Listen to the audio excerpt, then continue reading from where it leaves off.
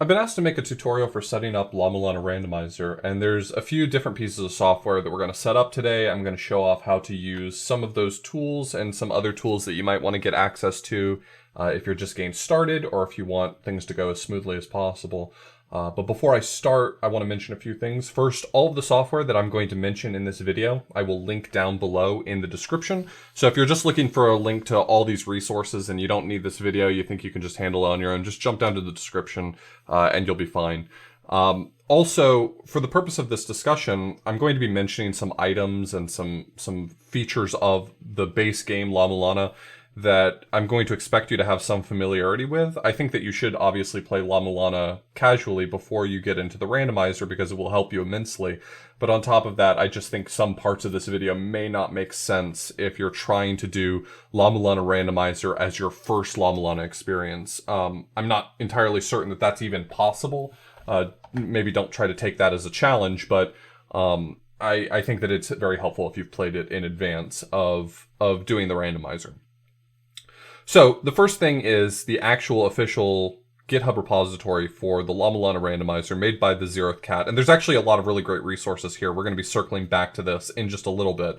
But first, the thing you're going to find is the releases page. So if you click on releases, you can find access to all of the different releases. Some of these are holiday releases, so things like the April Fool's Day 2020 randomizer, the Halloween 2019 randomizer, the April Fool's Day 2019 randomizer. There's a lot of holiday versions of these. They're great to play. You should absolutely check them out. But if you're just getting started, the first thing you're going to want is whatever's the most recent normal version of the randomizer. As of making this video, that's actually 2.24.1. So we're in September right now, September 13th. But the most recent actual release is in March. And if you find the most recent version, which may be newer for you, you're just going to look under assets and download the jar file for the randomizer. You're going to need a modern installation of Java to run this. I think it'll run for something like Java 7 or 8, but I think current version of Java is Java 11. Basically, if you have any modern installation of Java, which if you have a normal working desktop PC, you probably already have Java installed. That should be very straightforward, but you're going to download this jar file and you're going to run it. And when you run it, what you're going to get is you're going to get a window that looks like this. You shouldn't need any other tools, but you should end up getting a window that looks like this that pops up. And I'm going to show you how to set this all up. Not just the settings in the randomizer, though I will really quickly try to run through what the settings in the randomizer are, but also how to set up the general settings, which are really the most important detail for setting up this randomizer. Before I do that, let's talk a little bit about some supplementary materials that you may be interested in. There is a La-Mulana Randomizer item tracker. This is an auto tracker, so when you're running the game and you're running this at the same time, it will automatically keep track of what items you've collected. This is extremely useful for people who are streaming the game because it makes it a lot easier for viewers to understand what they're seeing without having you have to open up your inventory to know where you're at. They can see what bosses you've defeated. They can see what maps you've collected. They can see what items and software you have. They can basically see what progress you've made. But additionally, I think for those same reasons, this is very useful for you if you're playing casually offline. Being able to keep track of what bosses have been beaten is extremely helpful. Being able to keep track of what maps you've collected, certain things that aren't necessarily possible to see at a glance just from opening up your inventory, for instance, in La-Mulana, the tracker keeps track of those things in addition. Additionally, it also tells you certain checks that are available to you. For instance, if you've got the Isis pendant and you've got the McCurry Master and the Miracle Witch software, the tracker will actually tell you that key fairies are in logic, something that you may have to sort of know to combine those pieces of information. It will tell you just at a glance, and it has a few things like that that are very helpful. So for that reason, I would recommend using the item tracker. Even if you don't think that you're going to stream it, I still recommend checking it out. And the last thing is if you're going to play Entrance Tracker, which or Entrance Randomizer, which is a feature that the randomizer has to basically jumble up the ruins. Doors and exits and ladders all go to different places when you use the Entrance Randomizer. I've actually created an Entrance Tracker that you might be interested in using. So if you take a look at this, there are releases for standalone versions, but most people prefer to use the web version, which is linked right here. I'll provide a link both to the repository and to the web version.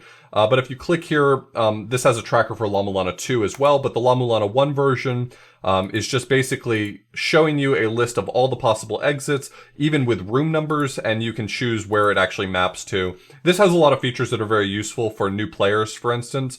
So, for instance, if I go ahead and add a connection, it tells me all the places I might be interested in checking out that I haven't yet tracked. So these little icons mean that I haven't tracked them yet. And additionally, you can also keep track of doors with this. And once you've mostly tracked your entire map, once you've got your entire map tracked, you can use this as well to find an escape route. So for instance, when I add that, it tells me that the escape route, based on all of the exits I've tracked so far, is, you know, when you beat the game, you have to actually get out of the ruins. It tells you a handy route for getting out of the ruins. So that may be helpful for you if you're new to the game. Also, it's got a place for you to jot down notes if you want to keep track of things like Cursed Chest, things like that. So, I'll circle back to some other pieces of software that might be worthwhile in just a little bit. But for now, let me move on to talking a little bit about the randomizer itself. So this is the La-Mulana Randomizer, and there are a lot of features which may feel kind of intimidating if this is your first time using it. So I'm going to talk a little bit about some of those features, but first let's set up our general settings. So there are two main things that we need to do here in order to set up our game. The first is that we need to tell the randomizer where our La-Mulana install folder actually is. So in order to do that, we're going to go ahead and open our La-Mulana Randomizer folder. Sorry, not our La-Mulana Randomizer folder, our install folder.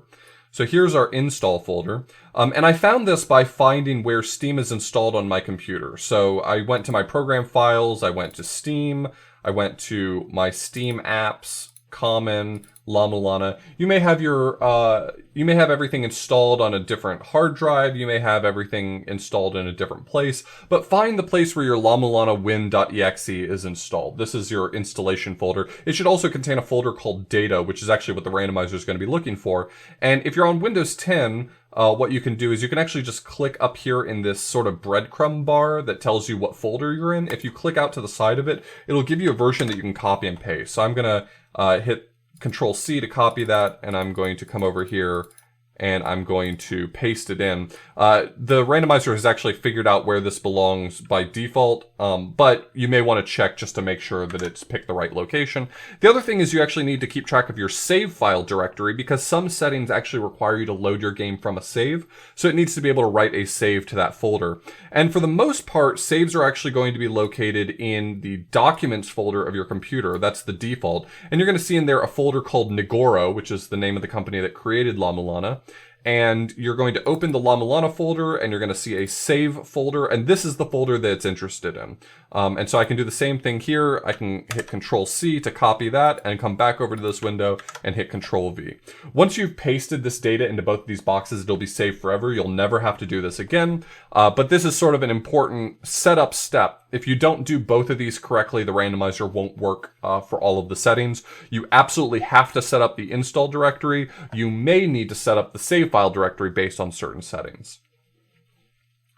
So let's talk a little bit about some of the features that are available here. I'm going to try to run through them relatively quickly and tell you what to expect from them. So this is not going to be the most thorough explanation. You may just want to experiment a little. So the first thing is settings for specific items. Here, there's a list of a few important common items that you're going to see here, and you can set them to either be given to you at the start, fully random, or accessible with no items. Now, two things to note. Accessible with no items means that at the beginning of the game, even without collecting anything, you should have access to it somewhere, which means it's going to be accessible relatively early in the game, potentially. The other thing is that the way that the randomizer works is essentially by just jumbling everything up and then checking to see whether or not the seed is actually completable. The side effect of this, while it does create incredibly random seeds, which is good, it provides more randomness, it also sometimes takes a little bit for the randomizer to generate a valid seed.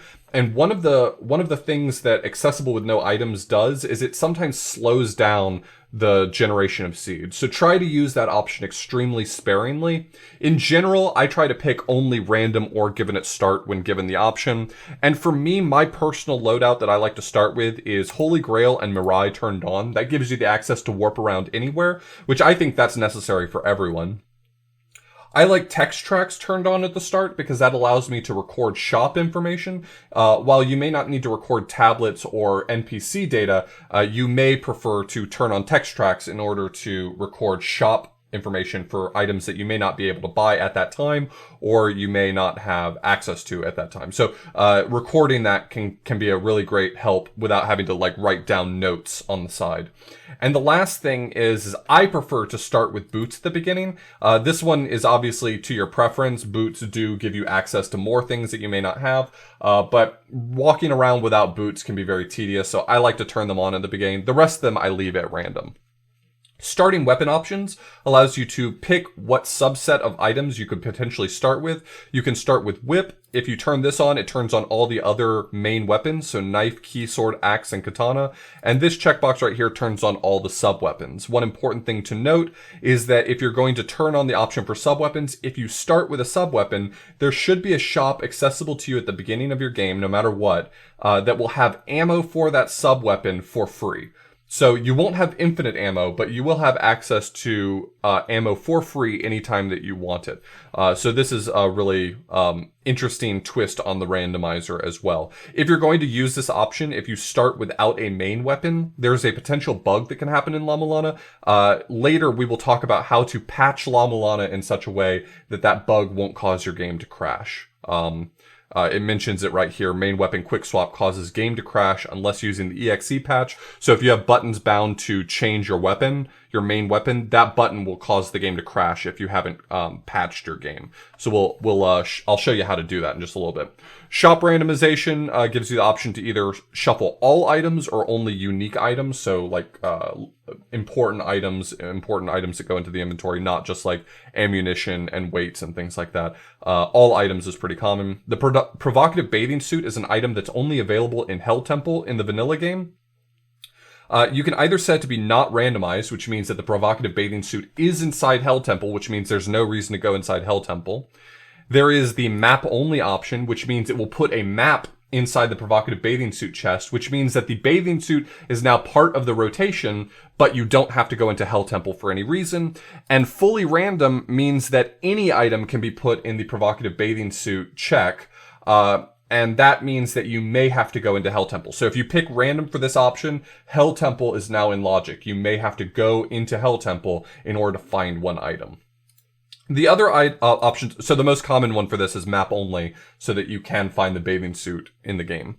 The other options are to your preference. Randomized coin chests means that the coin chests that are often quite well hidden now could be normal items. That means that you need to know where the coin chests are located. Randomized trap items means that some items that were previously traps, you might touch it and it either disappears or it turns into bats or it tries to hurt you in some way. Those can be put in other places. Randomized escape chest is a very specific coin chest that's only available during escape.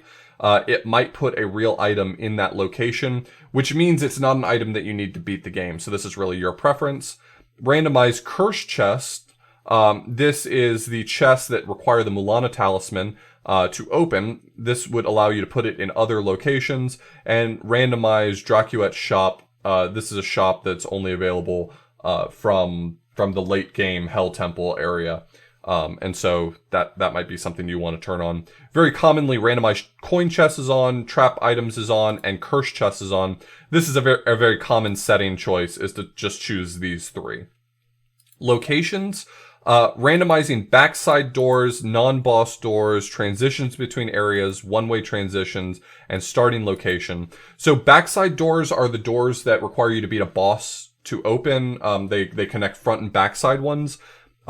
Turning on the non-boss doors means that doors like the one in Gate of Time, which is the 8-bit classic homage, and also the one that comes from the Dimensional Corridor. That one can be randomized as well. Randomized transitions between areas is basically entrance randomizer, so ladders and side doors go to different locations. Randomized one-way transitions allows some ladders to sometimes lead you to the lava pit at the bottom of the lava pit at the bottom of Inferno Caverns, things like that, places where you're not going to be able to return from. This is the option to randomize those so that you can mix those into the settings. And randomized start location actually makes it so that rather than starting on the surface, you may start at a random grail point somewhere in the ruins. If you turn this on, the grail point that you start at will heal you, so that will serve the purpose of the hot springs, and there will be a shop that's been added for you right next to that grail point that will always have weights for you to purchase, and potentially, if you've started with a subweapon, will always have ammunition for that subweapon. So, randomized starting location is a very interesting feature. If you do randomize starting location, or if you randomize starting weapon, you will need to set up your save file directory because you have to load it from a save. So if you're confused about how this works, randomized starting location or randomized starting weapon, you will need to load the save that is loaded for you in slot 0, in the very first save slot. As far as the rest of this, there's other more specific things. So damage boost logic is requiring different types of damage boosts in order to solve problems. You can turn those on, but that's fairly advanced. There's glitch logic, so there is a glitch compendium for you to learn a lot of great glitches for this game, and you can turn on whether or not those are in logic, whether or not you're expected to do those in order to solve problems. I will link the glitch compendium, which will explain what each of these are, and you can look it up for yourself to see if you want to add some of those in to maybe spice things up a little bit. There's 3 settings right here that basically allow you to add a few extra logic things like you're required to have the ice cape to be expected to swim through lava. You're expected to have the flare gun in order to go through the dark areas of Chamber of Extinction, and you're expected to have Miracle and McCurry in order to be expected to open Key Fairy chests. Now, as you get better at La-Mulana Randomizer, you may choose to turn all of these off. I typically keep Key Fairy on because grinding for a Key Fairy is extremely tedious. But requiring ice cape for swimming through lava, you may want to turn that off and just, you have to have enough health to get through the lava. Or require flare gun, if you feel confident being able to go through the dark areas without the lights being turned on, you may choose to have that. There is subweapon only boss logic, which means that if you have not found a main weapon yet, you may be expected to use subweapons to beat bosses. If you're expected to use a subweapon to ever solve a problem in La-Mulana Randomizer, it is expected that you have found both the weapon and a shop to sell ammunition, so you shouldn't have to be soft locked. If you have access to both the weapon and the ammo for it, then that weapon is now in logic. And some bosses, if you turn this on, may be expected to be killed with that weapon. For instance, it is possible to kill Bahamut with caltrops. And so if you have caltrops and access to the ammo for caltrops, then subweapon only boss logic may expect that of you. Otherwise, you'll be expected to have a main weapon in order to do those. Boss logic easier versus harder. Easier is the most common setting. Easier has a few sort of sanity checks. It expects you to have enough health. It expects you to have the right resources. Harder boss logic, basically if any human ever could be expected to do it, then it's in harder boss logic. So it is possible to encounter, Tiamat with Leather Whip at 32 health with Feather. That could be in logic with harder boss logic. Is it likely that that will actually end up being what happens in that seed? Probably not, but it is expected of you to be able to do something like that. So I recommend that you stick with easier. Require all items to be accessible. There are a lot of items that aren't necessary to beat the game, and so if you check this box, it means that all of those are expected to be accessible. La-Mulana Randomizer may occasionally, otherwise, if you do not check this box, have items that aren't accessible to you, and if they're not accessible, then they weren't necessary to beat the game. So that's really up to you. As for appearance, some of these are nice to have, so things like disable screen shake effect during the escape sequence. Some people find that difficult to look at, especially for the amount of time that you're going through the escape. So this is a nice quality of life. The other two are basically upping the difficulty. All chests use coin chest graphics or randomize item and coin chest graphics. These two settings are basically used so that you can't just look at a chest and determine whether or not it's worth opening. If you use only coin chest graphics or you randomize them, then that means that you might look at a chest that looks blue and yellow and that could have money in it, or a brown chest might have an item in it. And so that just makes the game a little more difficult. These convenience changes, I strongly recommend you just turn all of them on. They're very useful, and even for good players, they're very common to have. So things like you're not required to have hand scanner and literacy to read a warp tablet in order to be able to warp to it. Just walking in front of it will allow you to warp to it. Ancient La-Mulanese, automatically learned at the beginning of the game, means that you don't have to read the 3 specific tablets in the game to learn Ancient La-Mulanese to solve certain problems. Provide ladder access to Dimensional Corridor's Sacred Orb after you beat Ushimagalu, the highest boss in the Dimensional Corridor. Either you've already gotten that item, or you have to do a very difficult Lamp of Time bomb damage boost to get up to that top check that requires the Death Seal. If you play the game casually, you may have never even found that check. This will automatically just provide a ladder for you once you beat the mini-boss, so that you don't have to worry about that. Strongly recommended. And then finally, provide quick save at boss onks. This is similar to La-Mulana 2, where when you walk in front of a boss onk, in order to start a boss fight, it makes a quick save for you so that you don't have to walk back. This is just really helpful. The other 2 settings, hard mode activates automatically at the start. I think this one is obvious. This one automatically triggers hard mode to be active when you start the game. The other one, alternate mother onk, is maybe a little less obvious. What this does is basically, instead of having to get the key sword and activate all of the wedges to start the end game in order to activate the mother fight, instead of doing that, the key sword is now no longer in logic, but instead you have to find 1 more Ankh Jewel. So there's now 9 Ankh Jewels to find, and you activate the mother Ankh by using an Ankh Jewel, just like with any other boss fight. It doesn't make the game easier or harder, because you're basically just trading 1 check for another. Key sword was the previous check you needed. Now you just need 1 more Ankh Jewel. But what it does do is it makes it a lot easier to finish the game, because you don't have to do the tedious 5-minute walking around chanting mantras at different locations that no one really enjoys doing. Removed items. So you can remove all the maps except for the Shrine of the Mother map. That just means that you're picking up less useless items.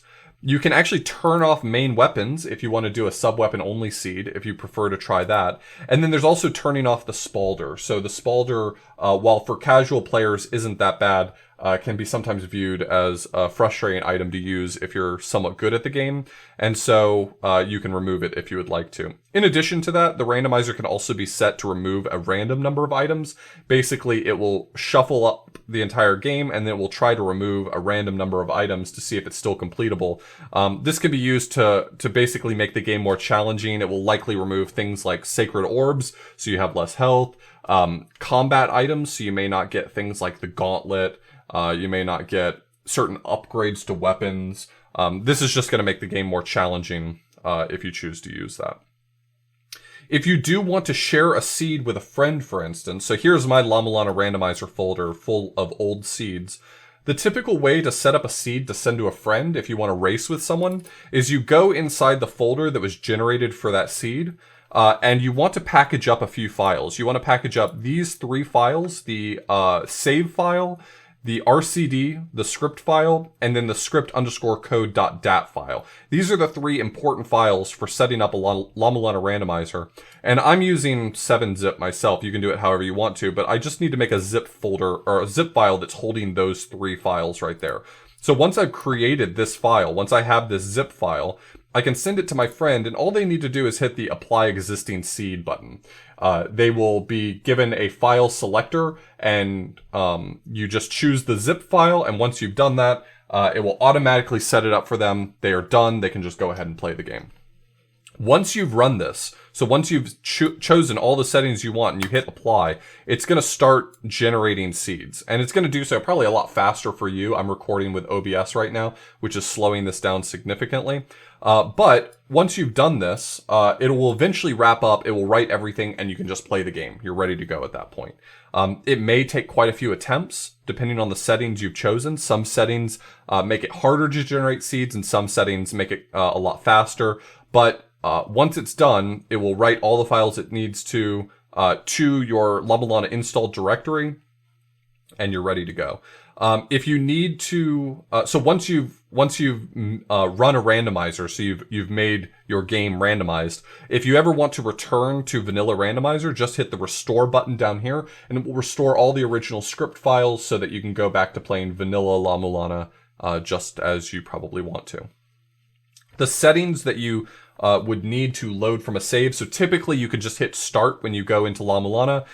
If, however, you have chosen to start with a alternate starting weapon, or if you are starting at an alternate location, so you've used randomized starting location, those two settings need you to load from a file, and that file will be written to the first slot of your save menu. So just make sure that you've backed up all of your saves and things like that.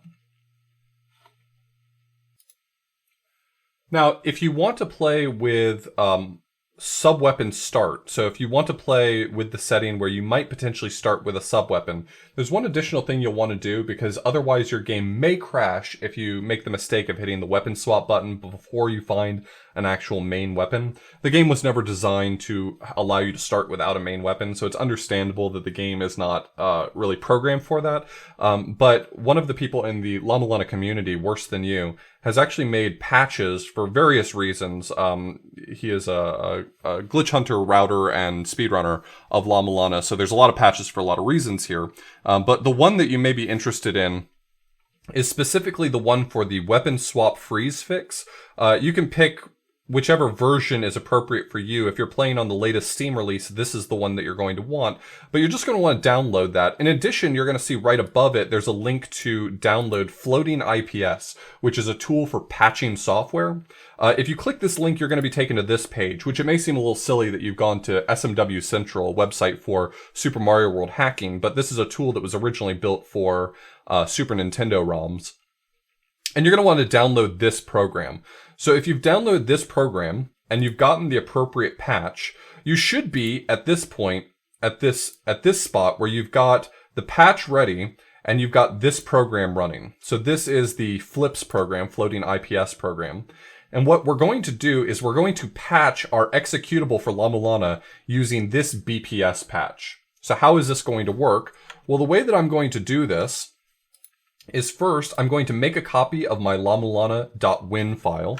So I'm going to back this up. I can just leave it like this. I'll probably just rename it so that I know what I'm dealing here. So this is my backup version of the executable. I don't want to lose that personally, just in case for some reason I want to unpatch my game.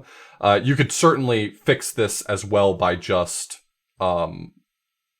deleting this and re-downloading it from Steam, but I'm making a backup for my own purposes. And I'm going to click the apply patch button. And so the first thing I'm going to do is I'm going to need to navigate to where that's located. So I'm going to go to my files, Steam apps, common, La-Mulana, and I'm going to choose this patch.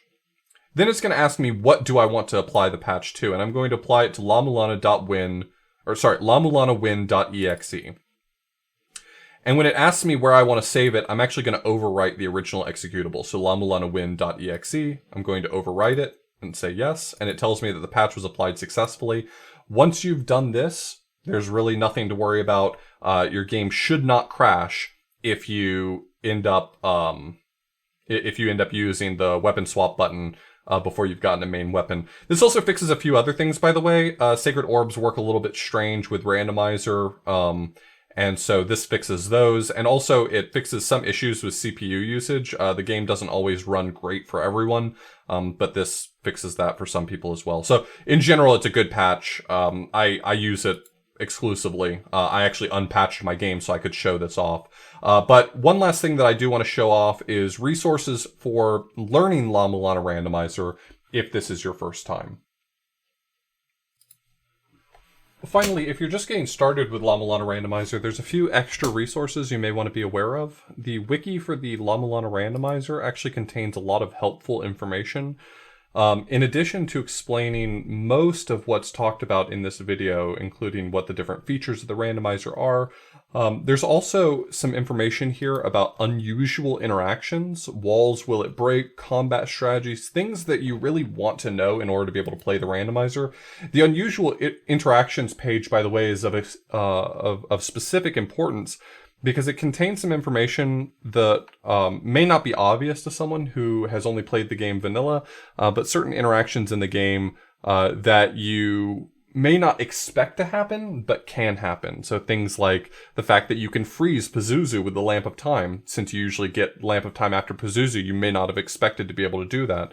Things like being able to collect the ice cape chest without the ice cape, and a lot of different details that you may have just not been aware that you could do. This outlines them pretty well and gets you started in a good way. In addition to that, there's a page especially for glitches to explain not only what glitches are in the game, but also places that you can use them and where logic has sort of indicated that those are possible. If you want to learn about these glitches, there's a guide that was written by SeerSkye, and she has put together this guide that not only includes information about how these tricks work, but some nice clips that are compiled both of her work and I believe WorseThanYou's work, showing off how some of these tricks actually work. So these are great resources for learning glitches in the game if you want to add those into your repertoire. And finally, as I mentioned earlier in this video, there's the entrance tracker that I've created that you can use to not only keep track of entrances, but you can also use it to give you an escape route at the end and to keep track of what things you should have access to that you maybe haven't tracked yet. So that's a good resource. The last thing that I want to mention is that while this video does not cover Emotracker at any length, there is an Emotracker module for La-Mulana Remake Randomizer that Blasteg has put a lot of effort into, and there's a version both for entrance randomizer and non-entrance randomizer, but this is a great resource because it attempts to show you all the checks that are available to you based on the logic that you've chosen. So there's logic settings, as well as what items you've collected and what entrances you've tracked. You can use this for entrance tracking as well. And then if you want to know, for instance, what things you have available to you, you can go to, for instance, the surface map and see that there is a shop here that you could check, or there's a shop here you could check. And you can use this to track some of that information in addition to also keeping track of what checks you have available to you if you're still new. For new players, just keeping track of what checks you haven't done yet that you can do can be an extremely daunting task. And so this can be good for a new player to check out. I think that will wrap up everything. If you have any questions, feel free to post them in the comments below or send me a message on Discord. I will include my Discord information as well. Good luck and happy randomizing.